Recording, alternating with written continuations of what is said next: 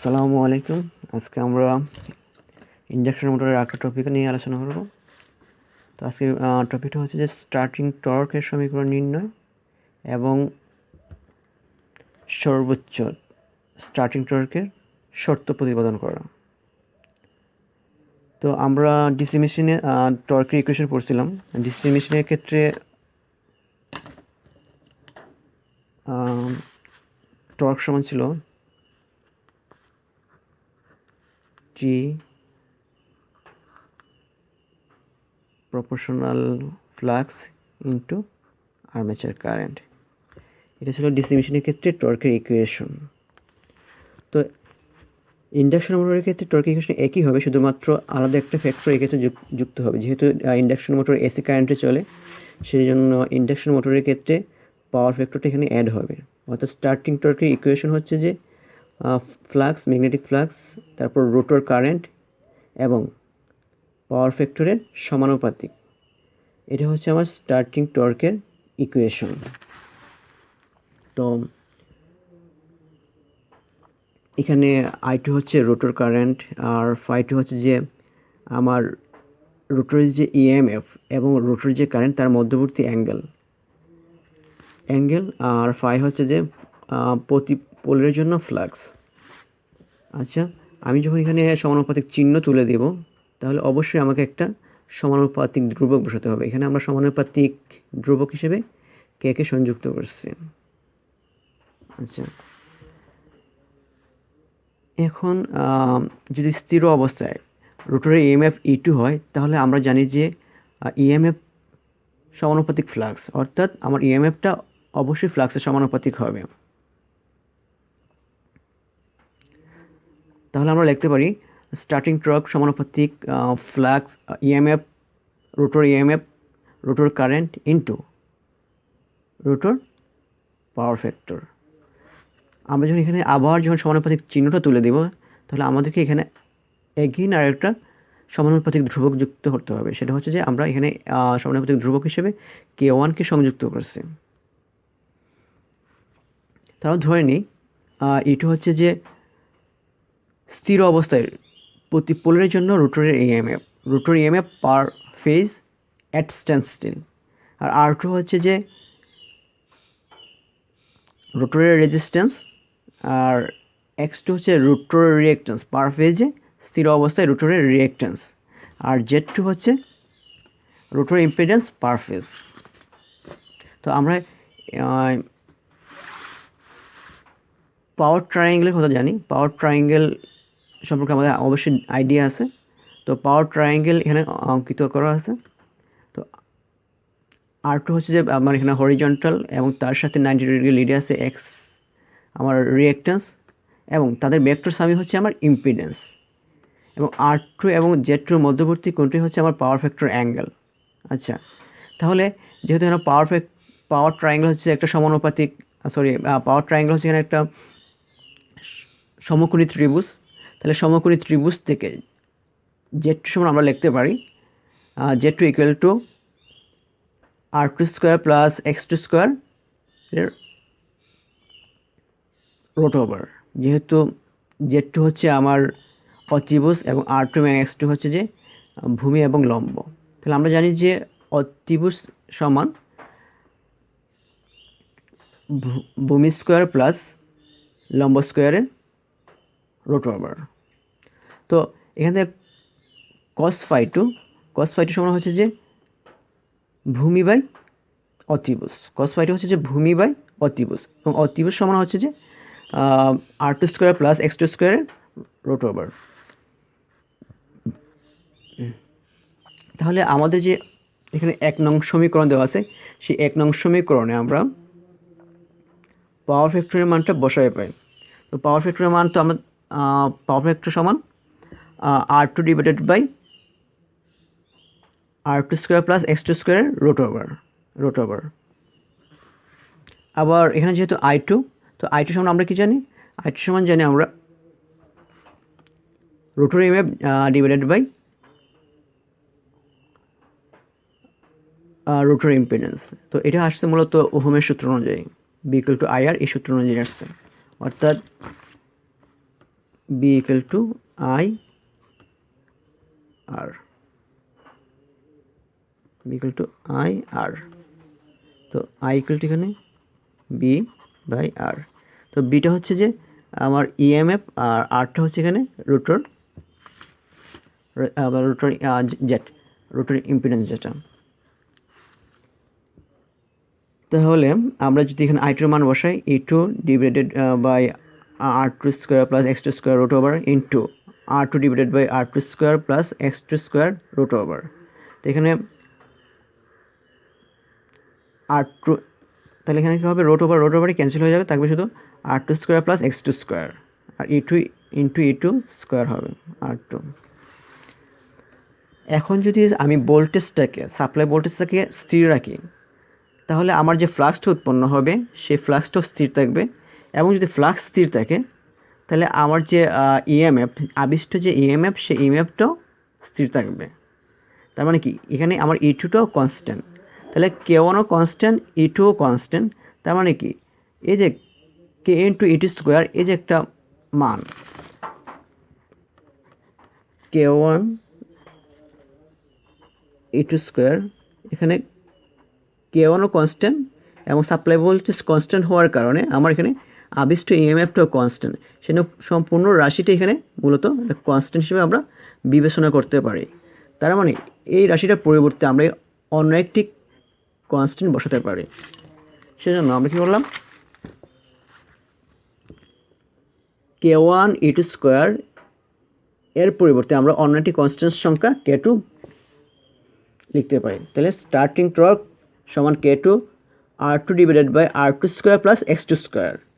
এটা হচ্ছে আমার ইন্ডাকশন মোটরের স্টার্টিং টর্কের ইকুয়েশন। অর্থাৎ স্টার্টিং অবস্থায় যে টর্ক তৈরি হয় সেই টর্কের ইকুয়েশনই হচ্ছে আমার এটা। তো এখন কথা হচ্ছে যে আমার এই স্টার্টিং টর্কটা কখন সর্বোচ্চ হবে, কখন ম্যাক্সিমাম হবে, সেটার জন্য আমাদেরকে এখন প্রতিপাদন করা লাগবে, সেটা শর্ত আমাদেরকে এখন প্রতিপাদন করা লাগবে। তো ম্যাক্সিমাম টর্কের শর্ত, তো আমরা যখন কোনো একটা ইকুয়েশনের ম্যাক্সিমাম ভ্যালু বাইর করতে যাই, তাহলে আমরা কী করে থাকি, ওই ইকুয়েশনটাকে আমরা ডিফারেন্সিয়েশন করে থাকি। ডিফারেন্সিয়েশন করার পর সেই ডিফারেন্সিয়েশনের মান সমান আমরা কী বসাই, জিরো বসাই। জিরো বসানোর পরে যে ইকুয়েশনটা আছে বা যে শর্তটা আছে, সেই শর্তটি হচ্ছে ম্যাক্সিমাম হওয়ার শর্ত।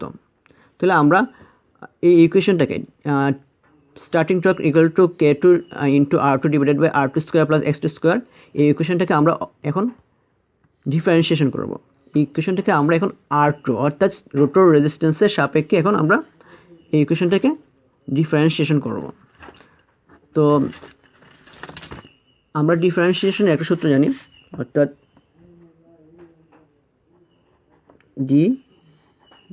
ডিএক্স ইউ বাই ভি, এটা হচ্ছে একটা সূত্র।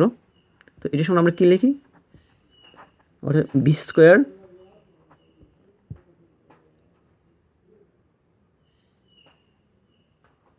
B into D U by DX minus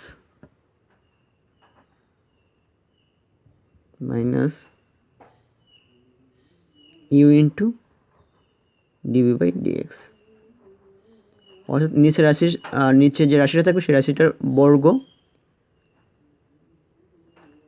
তারপর নিচের রাশিটাকে অক্ষত রেখে উপরের রাশিটাকে ডিফারেন্সিয়েশন করব, তারপর মাইনাস উপরের রাশিটাকে অক্ষত রেখে আবার নিচের রাশিটাকে ডিফারেন্সিয়েশন করব। সেটা হচ্ছে আমাদের একটা ডিফারেন্সিয়েশনের একটা সূত্র। সেই সূত্র অনুযায়ী আমরা এই ইকুয়েশনটাকে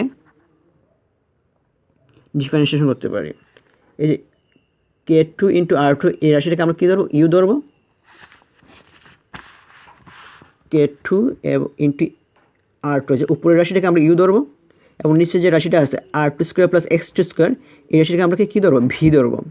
আচ্ছা, তাহলে যে উপরের রাশিটা যদি ইউ হয় এবং নিচের রাশিটা ভি হয়, তাহলে আমরা সূত্র অনুযায়ী কী করি, বি টু স্কোয়ার, তাহলে কী হবে, R two plus X two সমান আমরা কী লিখবো, R two square plus X two square whole square. যেহেতু এটাকে আমরা বি বিবেচনা করছি, নিচের রাশিটাকে আমরা বি বিবেচনা করছি, সেই জন্য লেখা হবে হোল স্কোয়ার। তারপর কি হবে উপরের রাশি নিচের রাশিটাকে অক্ষত রেখে r2 স্কোয়ার প্লাস x2 স্কোয়ারকে অক্ষত রেখে আমরা উপরের রাশিটাকে ডিফারেন্সিয়েশন করবো। এই যে k2 into r2 square plus x2 square এই অংশটাকে অক্ষত রেখে আমরা r2কে ডিফারেন্সিয়েশন করছি। যেহেতু k2 কনস্ট্যান্ট সেই জন্য k2টাকে আমার বাইরে চলে আসছে, অর্থাৎ k2 যেহেতু কনস্ট্যান্ট k2টা আমাদের এক্ষেত্রে বাইরে চলে আসছে। আচ্ছা, মাইনাস এখন কী করতে হবে, উপরের রাশিটাকে অক্ষত রেখে এখন নিচের যে রাশিটা আছে r2 square plus x2 square সেই রাশিটাকে আমাদেরকে আবার ডিফারেন্সিয়েশন করা লাগবে। তারপর আমি দেখছি এখানে r2কে r2 দ্বারা যদি আমরা ডিফারেন্সিয়েশন করি সেটা কী হয়ে যাবে, 1 হয়ে যাবে। সিমিলারলি আমরা এখন এই ক্ষেত্রে যে ডিফারেন্সিয়েশনটা হবে r2 square plus x2 square এই দুটোকে আলাদা আলাদা আবার ডিফারেন্সিয়েশন করা লাগবে। তাহলে হচ্ছে k2 into r2 d r2 square minus, অর্থাৎ মাইনাসে প্লাসে minus k2 into r2 d r2 x2 square. আচ্ছা, তাহলে এই ক্ষেত্রে কী হবে, যখন r2 স্কোয়ারকে আমরা r2 সাপেক্ষে ডিফারেন্সিয়েশন করবো তাহলে কী হয়, আমরা জানি d/dx x to the power n, এটাকে যদি আমরা ডিফারেন্সিয়েশন করি তাহলে আমাদের এখানে nটা সামনে চলে আসবে আর x n-1। তাহলে এই সূত্র অনুযায়ী dr2 r2 স্কোয়ার, তাহলে 2 সামনে চলে আসবে r2 2-1, তাহলে কী থাকছে 2r2, তাহলে এখানে 2r2। তাহলে এই ক্ষেত্রে কী হবে, এটা আমার হয়ে যাবে 2r2, এই যে 2r2 লিখলাম, এবং x2 স্কোয়ারকে যদি আমি r2 সাপেক্ষে ডিফারেন্সিয়েশন করি তাহলে সেটা 0 হয়ে যাবে, যেহেতু x এখানে কনস্ট্যান্ট সেজন্য এটা 0 হয়ে যাবে, আলাদা একটা রাশি। তাহলে কী থাকতেছে k2 into r2 square k2 plus k2 into x2 square minus এখান থেকে k2 সরি এখানে k2 স্কোয়ার হবে না, k2 ইন্টু 2r2 আর এই অংশটুকু 0 হয়ে যাবে, plus divided by r2 square plus x2 square whole square. তো তারপর ক্যালকুলেশন করে এই অংশটুকু আসতেছে। তো ম্যাক্সিমাম শর্ত নিয়ে আসার জন্য আমি যখন ডিফারেন্সিয়েশন করবো সেই ডিফারেন্সিয়েশনের মানটাকে আমাকে অবশ্যই 0 ধরা লাগবে। তাহলে কি dTST ডিভাইডেড বাই dr2 সমান 0, তাহলে এই dTST ডিভাইডেড বাই dr2 সমান হচ্ছে আবার এই ইকুয়েশন। তাহলে এই ইকুয়েশন সমান 0, তাহলে কী হচ্ছে, আমি যদি r গুণ করে দিই এই নিচের অংশটুকু এই 0-র সাথে গুণ হয়ে 0 হয়ে যাবে, আর উপরের অংশটুকু নিচের 1-এর সাথে গুণ হয়ে অক্ষত থাকবে। k2 into x2 square minus k2 into r2 square সমান 0। তাহলে আমি কী করে ক্যালকুলেশন করে আমি দেখতেছি অবশেষে থাকতেছে r2 সমান x2, অর্থাৎ আমি দেখলাম যে অবশেষে আমার হচ্ছে r2 সমান x2, অর্থাৎ যখন আমার রোটর রেজিস্ট্যান্স আমার রোটর রিঅ্যাকট্যান্সের সমান হয়ে যাবে তখনই আমার স্টার্টিং টর্ক সর্বোচ্চ পর্যায়ে পৌঁছে যাবে। তাহলে আমরা এখান থেকে দেখতে পারতেছি যে যখনই রোটর রেজিস্ট্যান্স রোটর রিঅ্যাকট্যান্সের সমান হয়ে যাবে তখনই আমার স্টার্টিং টর্ক ম্যাক্সিমাম হয়ে যাবে। এটি হচ্ছে যে আমার স্টার্টিং টর্ক ম্যাক্সিমাম হওয়ার কন্ডিশন, অর্থাৎ আমরা যখন অঙ্ক করব অবশ্যই এই কন্ডিশনটা আমাদের অবশ্যই লাগবে এবং এই স্টার্টিং টর্কের ইকুয়েশনটা আমাদের লাগবে। এই জন্য একটু মনোযোগ সহকারে আমরা ইকুয়েশনগুলো মনে রাখবো এবং মাথায় রাখবো এবং পরস্পর নিজেরা আলোচনা করব। ধন্যবাদ। আমরা পরবর্তীতে অন্য একটি বিষয় নিয়ে আবার হাজির হব ইনশাআল্লাহ। আসসালামু আলাইকুম।